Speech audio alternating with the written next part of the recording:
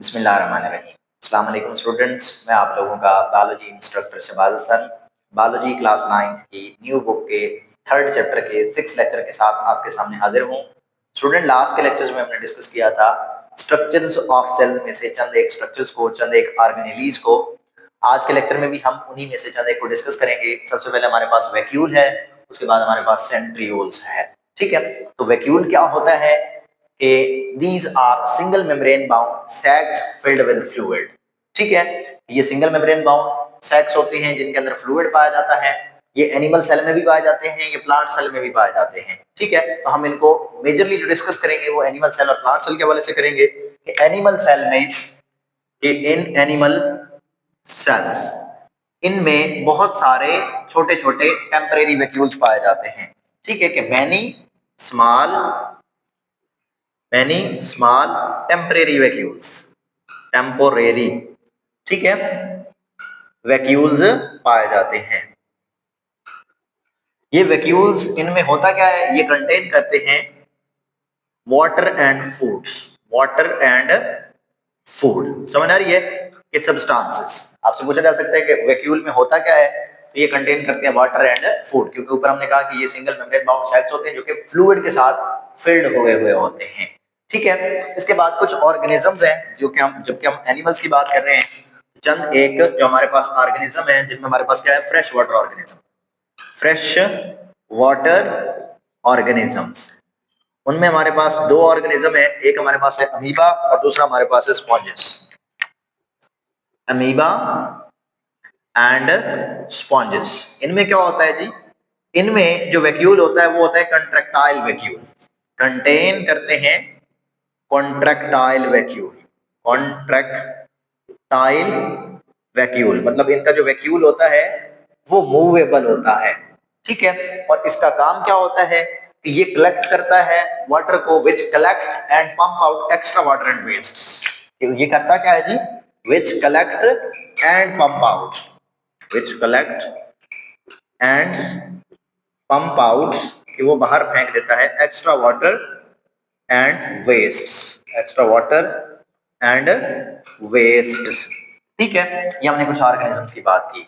अब हमारे पास क्या है जी, कुछ ऑर्गेनिज्म ऐसे होते हैं जो फूड वैक्यूल बनाकर अपनी खुराक को हासिल करते हैं। Some organism ingest food by food vacuole, सम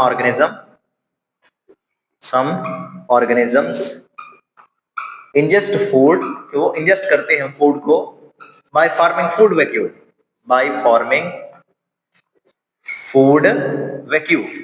ठीक है, कि फूड वैक्यूल के जरिए से ही वो अपनी खुराक को हासिल करते हैं। ठीक है, अब ये जो फूड वैक्यूल है इसमें ये भी सलाहियत होती है कि ये फूड को स्टोर भी कर सकता है।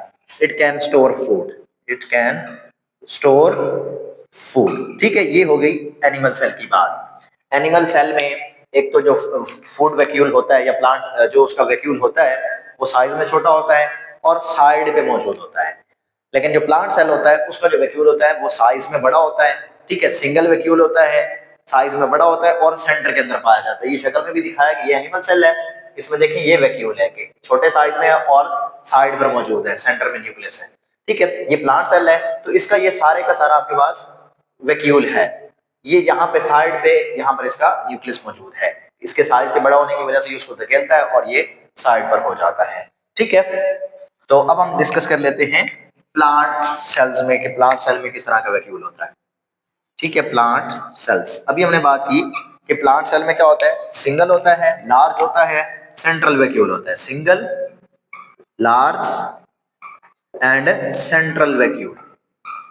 अब ये जो बड़ा वैक्यूल है, जो लार्ज वैक्यूल है, ये बहुत सारे छोटे छोटे वैक्यूल्स मिलते हैं तो फिर ये बनता है। It is form by the fusion of the many small vacuoles.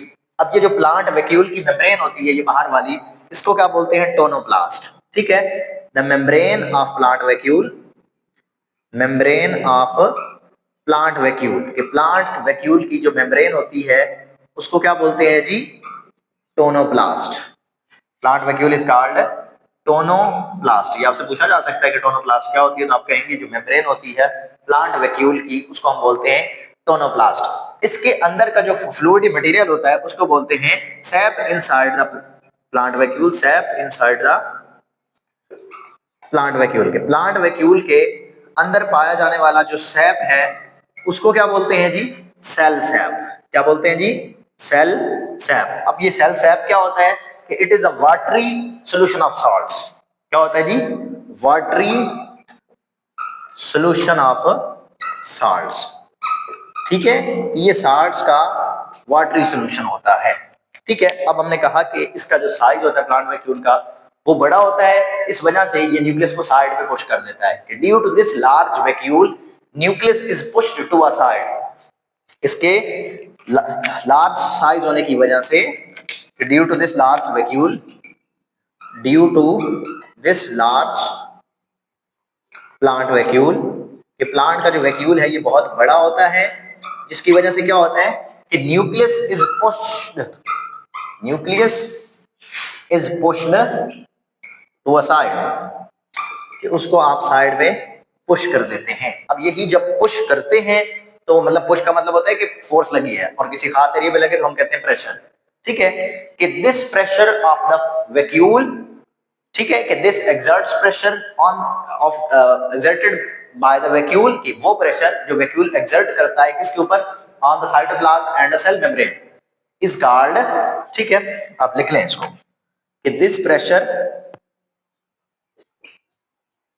ठीक है, एक्सर्टेड बाय द वैक्यूल, ठीक है, on the cytoplasm and cell wall, on the cytoplasm, ठीक है, एंड सेल वॉल, ये सेल मेम्ब्रेन भी कह सकते हैं। इसको आप क्या कहते हैं? मेक्स, ये क्या करता क्या है? Makes the cell turgid. उससे क्या होता है जी?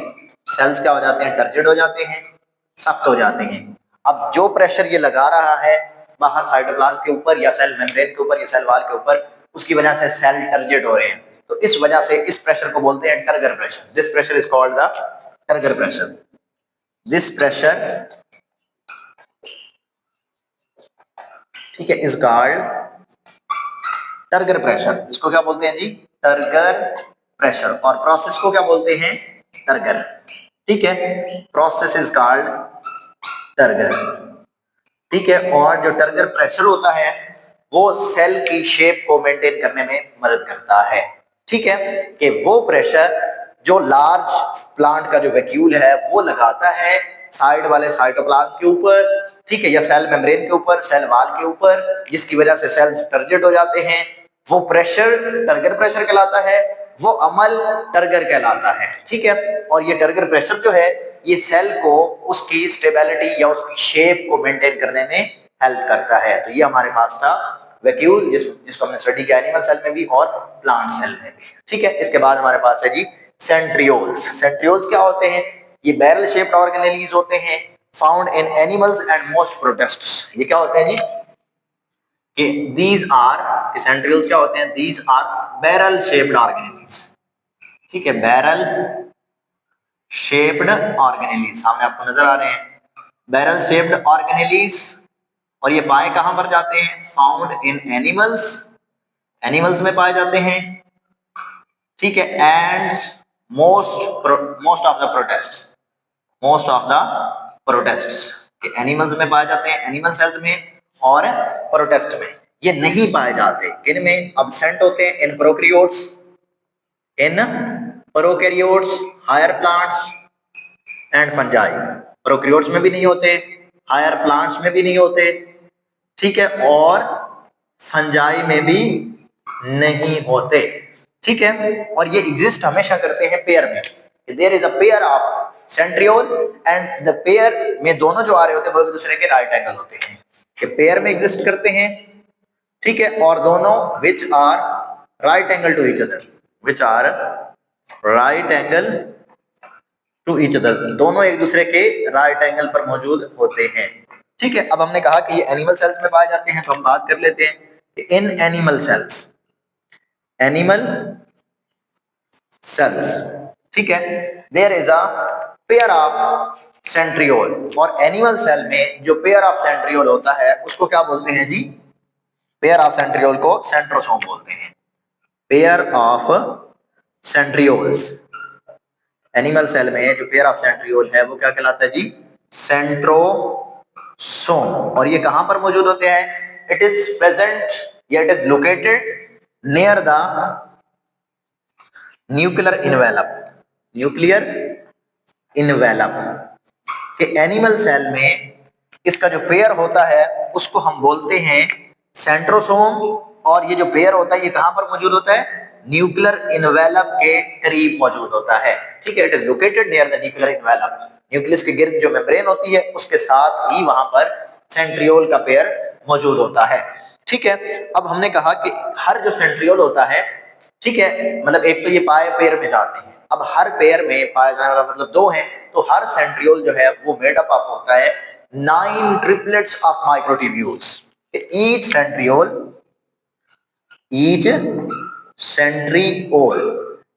made up of 9 triplets of microtubules। Microtubules के 9 ट्रिपलेट्स। माइक्रोट्यूब्यूल्स क्या होते हैं? Made up of tubulin protein. Tubulin protein के बने हुए होते हैं। ठीक है, आपको ऊपर शक्ल भी दिखाई गई है कि हर सेंट्रियोल मुश्तमिल होता है 9 ट्रिपलेट्स के, 3 के 9 ट्रिपलेट्स होंगे। जैसे यहाँ पर शक्ल बनी हुई है, ये 3 ऊपर वाले एक ट्रिपलेट हो गए, फिर 3 एक ट्रिपलेट बनाएंगे, फिर 3 एक ट्रिपलेट बनाएंगे, फिर 3 एक ट्रिपलेट बनाएंगे, फिर 3 एक ट्रिपलेट बनाएंगे। इस तरह के 9 ट्रिपलेट्स होते हैं माइक्रोट्यूब्यूल्स के, वो मिलकर एक सेंट्रियोल बनाते हैं। ठीक है, समझ आ गई कि एक सेंट्रियोल कितने के ट्रिपलेट के मिलने से बनता है? 9 ट्रिपलेट के मिलने से बन रहा होता है। ठीक है, जैसे ही स्टार्ट होती है cell division, at the start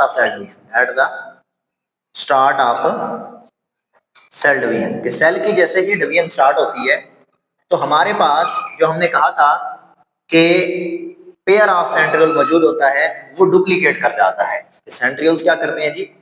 centrioles duplicate कर जाते हैं। ठीक है, जैसे ही डुप्लीकेट करते हैं तो उसके बाद क्या करते हैं? डुप्लीकेट मतलब दो जोड़ों में तकसीम हो जाएंगे, which moves towards the opposite pole. और फिर क्या करते हैं जी? Moves towards opposite poles. किसकी तरफ मूव कर जाते हैं? Opposite poles of cell, opposite poles of cells. ठीक है, कि मतलब जहां पर मौजूद होते हैं वहां से जोड़े की शक्ल में होंगे, मतलब पेयर बनेगा और अलग हो जाएंगे, अपोजिट सेल की तरफ मूव कर जाएंगे, पोल्स ऑफ अपोजिट सेल्स। ठीक है, जब ये अपोजिट सेल की तरफ मूव करेंगे तो वहां पर क्या बनाएंगे? स्पिंडल फाइबर्स, मतलब धागा नुमा शाखें बनाएंगे। ठीक है, जो कि रिस्पॉन्सिबल होते हैं, ये स्पिंडल फाइबर जो होते हैं ये रिस्पॉन्सिबल होते हैं for the separation of chromosomes during the cell division, which are responsible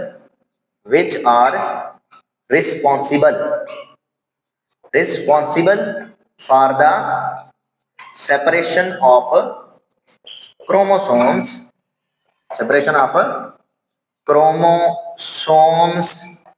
during cell division। ठीक है, सेल डिवीजन। अभी मैं सारा दोबारा से रिपीट कर देता हूं कि जैसे ही सेल डिवीजन स्टार्ट होती है हमारे जो सेंट्रियोल होते हैं वो डुप्लीकेट कर जाते हैं और अपोजिट पोल्स की तरफ मूव कर जाते हैं। मिसाल के तौर पे ये सेल है ना हमारा, ये सेल है, ठीक है, यहाँ न्यूक्लियस है, यहाँ सेंट्रियोल मौजूद है। जैसे ही सेल डिवीजन होगी तो ये जोड़े की शक्ल में तकसीम हो जाएगा, मतलब एक सेंट्रियोल इधर आ जाएगा, एक सेंट्रियोल इधर आ जाएगा। ठीक है, दरमियान में मौजूद जो होते हैं क्रोमोसोम्स, एक इधर से जुड़ जाएगा, एक इधर से जुड़ जाएगा। ठीक है, और फिर उन क्रोमोसोम्स को अलग कर देंगे। तो यही बात हम कह रहे हैं कि सेंट्रियोल्स डुप्लीकेट करते हैं, मूव करते हैं towards opposite pole of the cells, वहां पर स्पिंडल फाइबर बनाते हैं। ये जो धागे हैं जिनके जरिए से वो खींचेंगे वो स्पिंडल फाइबर्स हैं, which are responsible for the separation of the chromosomes during the cell division।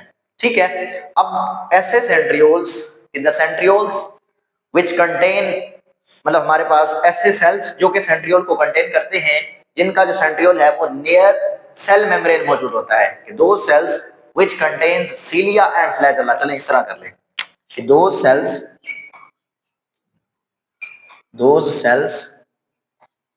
which contain, ठीक है, cilia and flagella। ठीक है, ऐसे सेल्स जिनमें सीलिया और फ्लैजेला मौजूद होते हैं उनमें जो सेंट्रियोल्स होते हैं, ठीक है, वो कहां पर मौजूद होते हैं? Near the cell membrane, near the cell membrane.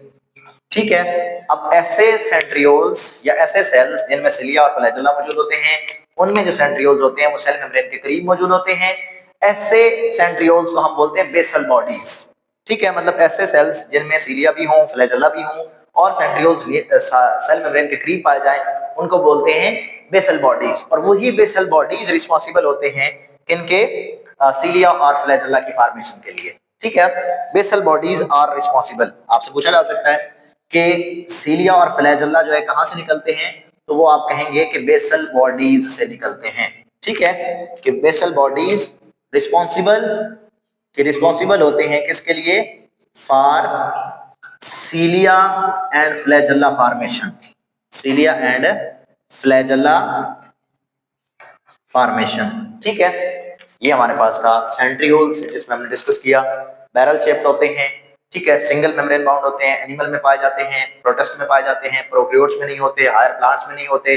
ठीक है, फंजाई में भी नहीं होते हैं। ठीक है, पेयर की शक्ल में पाए जाते हैं। एनिमल के अंदर जो इनका पेयर पाया जाता है उसको बोलते हैं सेंट्रोसोम, और ये न्यूक्लियर इन्वेलप के करीब पाया जाता है। हर सेंट्रियोल 9 ट्रिपलेट्स ऑफ माइक्रोट्यूब्यूल पर मुश्तमिल होता है। ठीक है, जो कि ट्यूबुलिन प्रोटीन के बने होते हैं। जैसे ही सेल डिवीजन स्टार्ट होती है, हमारा जो सेंट्रियोल होता है वो डुप्लीकेट कर जाता है, टुवर्ड्स अपोजिट पोल मूव करते हैं। वहां पर स्पिंडल फाइबर फॉर्मेशन होती है, और स्पिंडल फाइबर फॉर्मेशन का काम होता है कि क्रोमोसोम्स को अलग करना ड्यूरिंग द सेल मेम्ब्रेन। ठीक है, कुछ सेंट्रियोल्स, कुछ ऐसे सेल्स होते हैं जिनमें सेंट्रियोल जो है नियर द, इस तरह से कर लें कि दो cells in which centrioles are present near the cell membrane are called basal bodies, and basal bodies are responsible for the formation of cilia and flagella। अब हम डिस्कस कर लेते हैं कि cilia और flagella क्या होते हैं। अच्छा, इनका दोनों का जो बेसिकली काम होता है ये लोकोमोशन में होता है, मूवमेंट में होता है। दोनों का काम लोकोमोशन में मदद करते हैं, मूवमेंट में मदद करते हैं। cilia क्या होते हैं कि शॉर्ट होते हैं, these are शॉर्ट, छोटे होते हैं। ठीक है, हेयर लाइक स्ट्रक्चर्स होते हैं, हेयर लाइक स्ट्रक्चर्स आप शक्ल में भी देख सकते हैं। ठीक है, ये देखें, बाहर बॉडी में मौजूद होते हैं, outside, that cover the surface of the cells. ठीक है, दैट कवर्स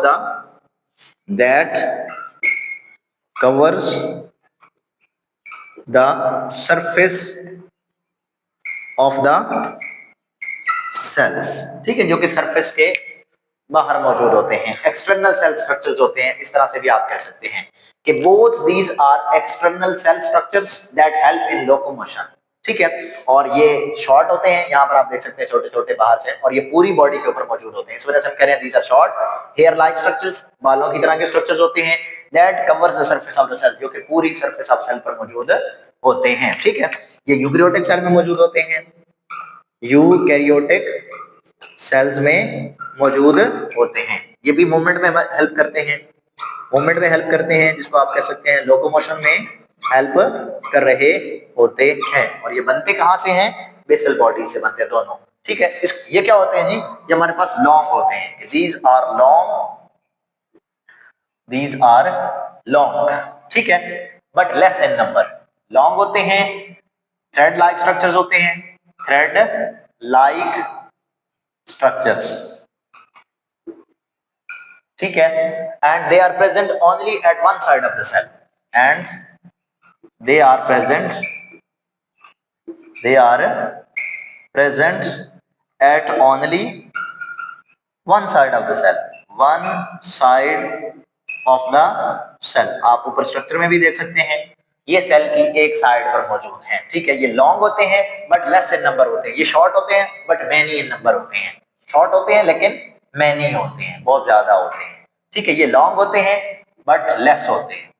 ठीक है, बहुत कम तादाद में होते हैं। ये प्रोकैरियोटिक सेल में भी पाए जाते हैं, यूकैरियोटिक सेल में भी पाए जाते हैं। ये सिर्फ यूकैरियोटिक सेल में पाए जाते हैं, यूकैरियोटिक, ठीक है, सेल्स में पाए जाते हैं, और प्रोकैरियोटिक सेल में भी पाए जाते हैं, लेकिन इनका स्ट्रक्चर वहां पर डिफरेंट होता है। प्रोकैरियोटिक सेल्स में भी पाए जाते हैं, लेकिन इनका स्ट्रक्चर क्या होता है? डिफरेंट होता है। प्रोकैरियोटिक सेल का जो फ्लैजेला होता है वो फ्लैजेलिन प्रोटीन का बना होता है, फ्लैजेलिन प्रोटीन। ठीक है, कि इधर जो है प्रोकैरियोटिक सेल में हमने कहा कि जो फ्लैजेला प्रोकैरियोटिक सेल में भी पाए जाते हैं, लेकिन उनका स्ट्रक्चर डिफरेंट होता है और वो फ्लैजेलन प्रोटीन के बने होते हैं। ये भी आपको मदद करते हैं लोकोमोशन में, ठीक है, लोकोमोशन मूवमेंट वगैरह में ये भी मदद कर रहे होते हैं। ये बहुत इंपॉर्टेंट है, इनके दरमियान शॉर्ट क्वेश्चन पूछा जा सकता है, what is the difference between cilia and flagella, तो आप इस तरह से डिफाइन कर सकते हैं। उम्मीद करता हूं कि आपको आज का टॉपिक समझ आ गया होगा। बहुत अच्छी तरह से आपने इसको बुक से रीड करना है। आपका कोई भी क्वेश्चन हो, कोई भी डाउट हो, वो आप कमेंट बॉक्स में पूछ सकते हैं। अल्लाह हाफिज।